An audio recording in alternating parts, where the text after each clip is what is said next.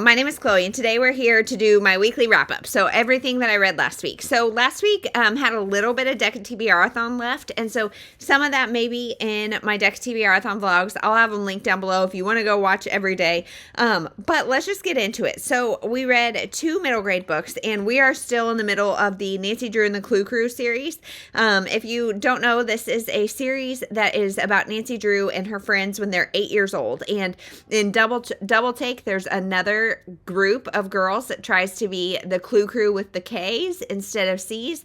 And then Unicorn Uproar is a unicorn goes missing, basically. And so these books, obviously, we're really liking them. We're on books 21 and 22, and we really like them. However, part of the reason I loved these books is because all the kids are, in general, kind. And in the first, 20, most of the time, it's kind of the moral of the story is, don't assume people are bad, because a lot of times it's just a misunderstanding.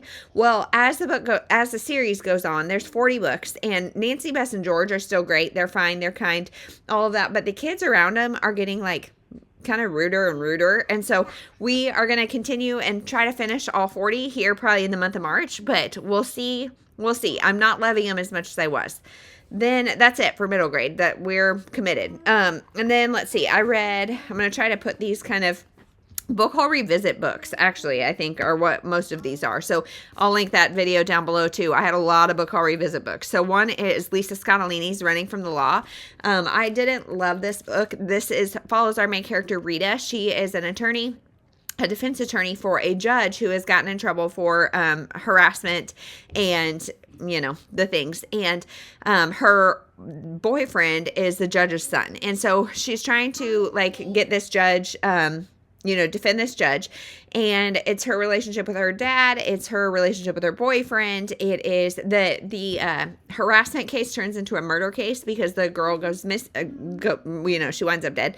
And so there's higher stakes. So she goes undercover and joins her dad's poker group. And there's some funny stuff. There's some cute stuff. I really like Lisa Scottolini's writing style. I just didn't care about this. I had no level of empathy or really caring, except for one character. Her dad is a butcher, and he has this young black man that works for him who is just the sweetest little soul, and I really enjoyed him. So otherwise, this book was fine. 2.5 stars. Another 2.5 stars is When We Believed in Mermaids by Barbara O'Neill. So this starts with a bang with our main character, Kit, seeing on TV a person that she thinks is her dead sister. And so then she goes to New Zealand to try to find this woman who she thinks is her dead sister. And we get alternating chapters between her and a woman named Mari, who is a mom who lives in New Zealand. And I don't know if it's supposed to be a mystery the way they connect, but it's very obvious from the beginning. And I am so much in the minority with this because this has very high ratings on Goodreads, and I did not enjoy it at all. I mean, I gave it 2.5 stars. It was just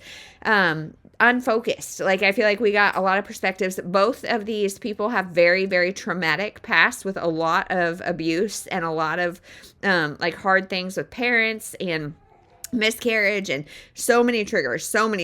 And I felt like it just, I don't know, it just was hard thing after hard thing in a very unfocused timeline. And I just didn't love it. So there's that. And then another one that I didn't love is Before I Knew by Jamie Beck. And this is a book about a woman named Colby. Yes, Colby. And it's her romance with a guy. So long story short, the book starts off with her and her husband going to a funeral of a friend. And her husband is kind of implicated in some stuff. Not because, the friend died by accident. Everybody in the family is upset with her or him because they think she had some sort of involvement in, I don't know, getting this guy to do whatever then caused his death. And then shortly thereafter, in the first chapter or two, her husband dies by suicide. And so that is the case. And now she has left her maybe law degree or some law career or something to open a restaurant in her hometown. And she hires the dead guy's brother to be the chef. And he is, so there's some family feuds, but they're cool. They're not feuding, whatever. family feuds between the two families. And he is kind of like a Gordon Ramsay-esque chef. He's grouchy, he's mean, he's rude. And so for that reason alone, I did not ship this romance. But in general, this was just a boring romance. I did not care. So 2.5 stars on that. And then finally, my fiction that I liked was The Ladies' Room by Carolyn Brown. So this is a really short book that I honestly wasn't sure I was going to love. And it is about a woman named Trudy, I think. She overhears a bunch of people talking about her at her great aunt's funeral, or her aunt's funeral, I'm not sure, and realizes her husband's cheating and everybody knows but her, and nobody is really kind to her. And I was so frustrated and upset by that, but Trudy decides to just start her life over. And so this is definitely, I mean, it's a 200-page book about a woman starting over. I love that kind of stuff. If you do too, this wasn't like I expected it to be kind of crass, and it's not really.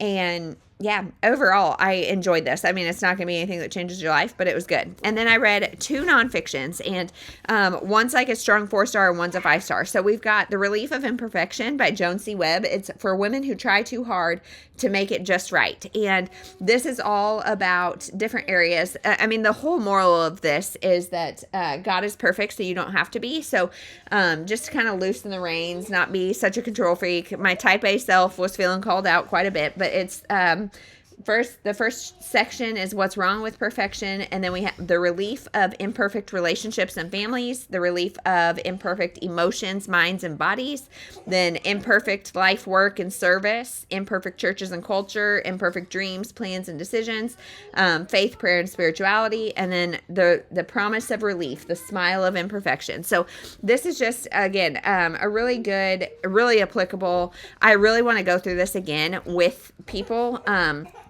As it was, like, just reading it myself, I almost felt overwhelmed by the amount. Like, I feel like I really need to sit with this, and I took a while to read it. But yeah, and then every section, at the end of every section, there's a little area that you can kind of like work through, journal prompts, that kind of stuff. And I love when books have that. So there's that. And then last is Teaching from Rest.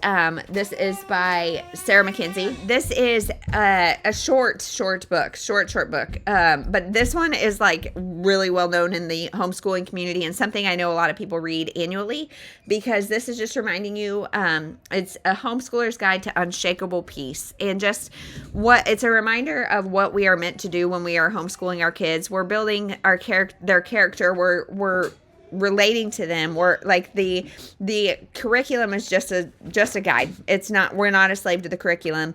And she had really good also just like practical tips for how to loop things and how to do things. But just a reminder that like, it's okay. There's no such thing as being behind. Like it's okay. It's okay. And I really needed that. So, overall, a very meh season of fiction reading, or week of fiction reading, but a really good nonfiction week. So it evens out. I don't know. I would guess my average is around a 3-star, because it felt very blah, but I'm feeling like on the upswing. It was definitely starting to get slumpy, but I'm on the upswing. If you can hear, it's time for me to go. So thank you so much for watching. We'll see you in the next one.